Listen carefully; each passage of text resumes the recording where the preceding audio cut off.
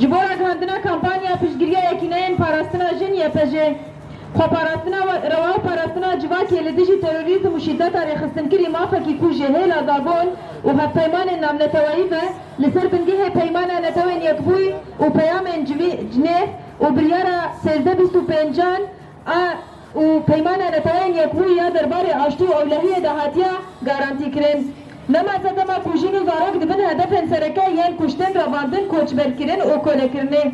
Divan salên borî de li Sûriye gelek tawanên mezin ji min re rêxistinên terorîst de derheqê sivîlan de hatin kirin.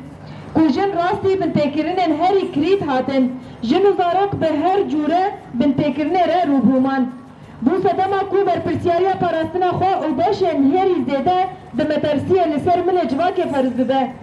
Divan şert û mercan de pêwîstiya be hêzên ku bikaribin jin zarok û civakê biparêzin û li hemberî terorîzma ku mirovahî rûmet û mafê wê yê jiyanê armanj digre raweste derkete holê. Li ser vê bingehê yekîneyên parastina jin hatin avakirin. Yekîneyên parastina jin yê pejê dema ku li Rojava hatî damizrandin ve isbat kiriye ku hêzeke herî bi bandor û sembola herî bilind a rêxistina jin li seranserî Sûriyeya. Di salên borî de yê pejê yek ji hêzên herî berbiçav yên ku li hemberî terorîzmê şer kiriye û di parastina mirovahî rûmet û azadiyê de mînakekî bê hempe pêşkêş kiriye. Vî jî berxwedana yê pejê, vî jî berxwedana yê pejê, vî jî berxwedana.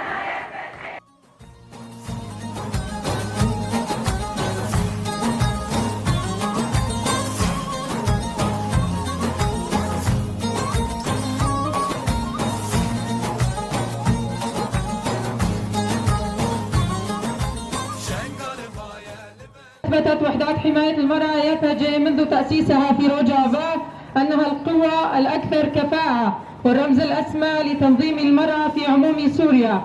شكلت وحدات حماية المرأة خلال السنوات الماضية إحدى أبرز القوى التي تصدت للإرهاب وقدمت نموذجا استثنائيا في الدفاع عن الإنسان والكرامة والحرية.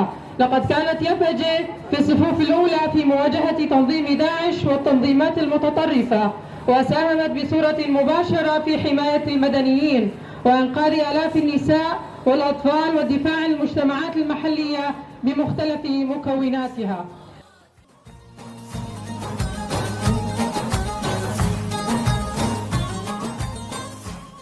عيونو قاونويو الشودوع على ترميكو دسنودو